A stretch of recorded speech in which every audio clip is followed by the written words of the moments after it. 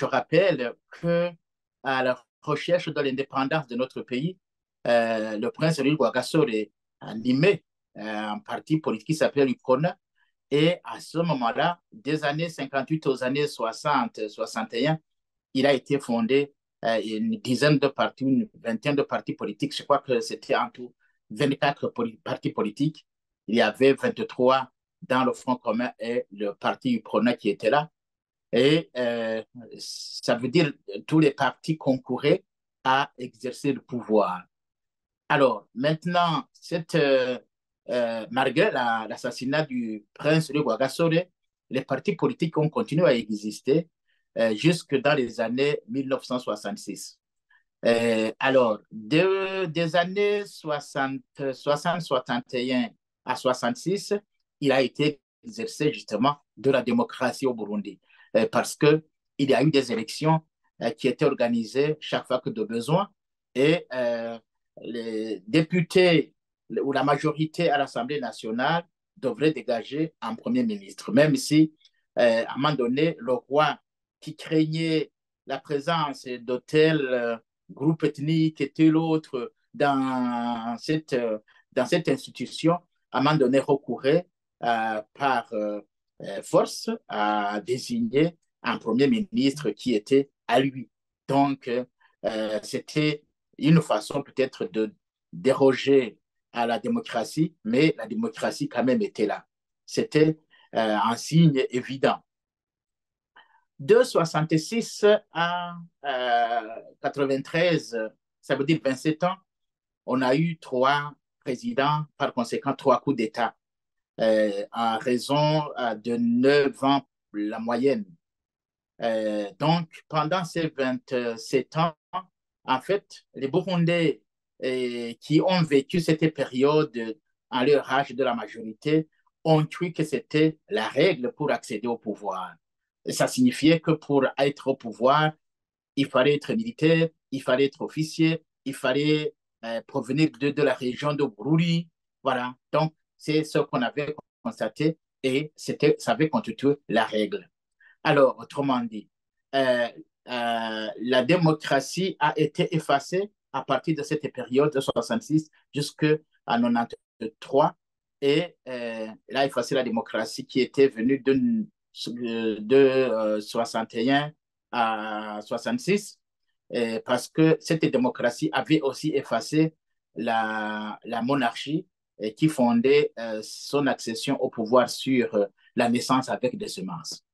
Voilà, donc il y a eu beaucoup d'évolutions. Maintenant, de 93 à aujourd'hui, qu'est-ce qui s'est passé? De 93 à aujourd'hui, on retiendra en réalité la venue de la démocratie, la victoire d'Ondadaye le 1er juin 1993, et en réalité, c'était un événement qui n'était pas comme les autres, qui a enchanté les uns et qui a mécontenté les autres. Et de ce mécontentement, justement, il est né son assassinat. Maintenant, cette démocratie, ce n'était pas elle qui était mauvaise, c'était un manque de préparation d'esprit à cette gestion des affaires de l'État. Où ceux-là qui étaient au pouvoir pendant ces 27 ans, ils croyaient que c'était dans une zone de confort, pendant que la majorité numérique était dans une zone d'inconfort.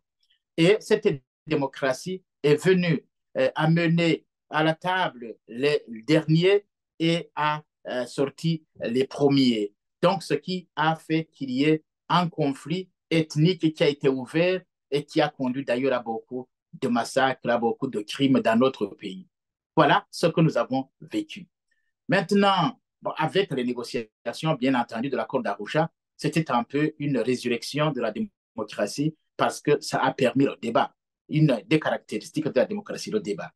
Alors, de ce débat, il est né un accord et cet accord a géré le pays au moins de 2001 à 2005. Donc, ce qui fait qu'il y avait quelque chose d'extraordinaire où le débat avait quand même eu les lettres de noblesse pendant cette période-là. Alors, mais après, il est venu le parti CNDD-FDD qui a semblé suivre la voie tracée par l'accord d'Arusha, mais qui en réalité ne voulait pas de cette voie tracée et cherchait à imposer son dictat, sa voie politique, et malheureusement, qui était exempte de vision telle que les faits le montrent aujourd'hui. Alors, qu'est-ce que je peux dire? Je peux dire que la démocratie a existé et il existe aujourd'hui des traces même de la démocratie, des éléments de la démocratie. Alors, elle existe à quel niveau? La population sait que aujourd'hui, on accéder au pouvoir en passant par un coup d'État, que c'est mauvais.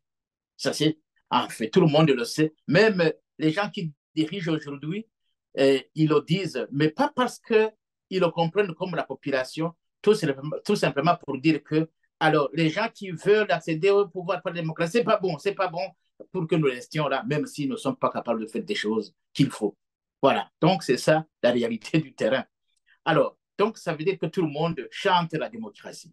Même ceux-là qui ont soutenu l'assassinat d'Ondadaye peut-être sous cap, eh bien, ils comprennent qu'aujourd'hui, ils ont mal agi. Les gens qui ont tué Ndadaye ont mal agi. Parce que Ndadaye, les gens se rendent compte que Ndadaye voulait du bien à son pays. Il voulait une véritable démocratie. Malheureusement, il s'est posé un problème de comment préparer les esprits. Si on avait préparé les esprits, on n'aurait pas versé dans ces dérapages que nous avons observés en 1993 au mois d'octobre. Voilà, donc aujourd'hui, les esprits sont là pour soutenir la démocratie. C'est en fait, c'est quelque chose de très important. Autrement dit, nous avons fait deux pas et nous avons fait un pas en arrière en assassinant Dadaï, mais aussi en amenant le CNDD au pouvoir parce qu'il ne veut pas comprendre la véritable démocratie. Ils comprennent juste un aspect de la démocratie, les élections. Ça veut dire, ils disent, voilà, avec les élections, nous avons le pouvoir, nous avons l'argent, nous avons la police, nous avons l'armée, nous pouvons nous, nous imposer au pouvoir, même si on ne gagne pas les élections. Mais il faut quand même qu'il y ait un semblant d'élections pour dire que nous sommes élus, nous sommes là de façon légale et par conséquent, nous pouvons diriger le pays de façon aussi autorisée. Voilà, donc, mais en termes de gestion, parce que la démocratie ne doit pas être limitée aux élections, il doit aussi concerner la période entre deux élections. Entre ces deux périodes, il faut gérer le pays, un, conformément à la loi, deux, conformément aux exigences de la population. Or, qu'est-ce qu'on constate? On constate que les institutions issues des élections trichées, en fait, ce sont des institutions faibles. Il y a des hommes forts dans les institutions faibles. Nous avons, par exemple,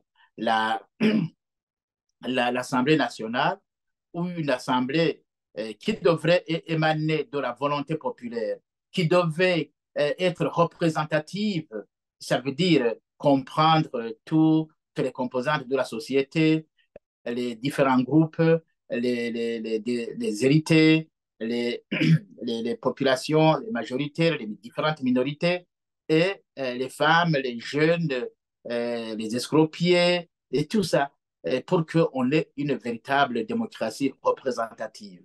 On n'est pas à ce niveau parce qu'on constate que nous avons une assemblée composée des membres qui dépendent de leur chef de parti politique, tout simplement. Et ça devient une usurpation du pouvoir du peuple par les partis politiques. Donc, ce qui fait qu'on doit changer ce point de vue. Alors, deuxième élément, la gestion, ça veut dire l'argent qui émane du peuple via les impôts, via les taxes. Cet argent devrait être utilisé pour le bien-être de cette population. Ça veut dire que l'État devrait investir, acheter les biens des entreprises pour les donner, les rendre disponibles et pour que la population puisse y avoir accès facilement. Et ce qui n'est pas le cas. On voit juste le contraire. Autrement dit, la gestion de la démocratie, la gestion des structures qui dénotent de la démocratie, notamment la presse libre, notamment la société civile, notamment les syndicats, Et donc, on voit que tous ces éléments manquent aujourd'hui. Donc, ce qui fait qu'on n'a pas la démocratie convenable comme nous pouvons prétendre à avoir, comme le chantre de pouvoir. Non, on n'a pas ce qu'il faut. Alors, maintenant, l'autre élément important, c'est bel et bien la gestion des conflits, la justice.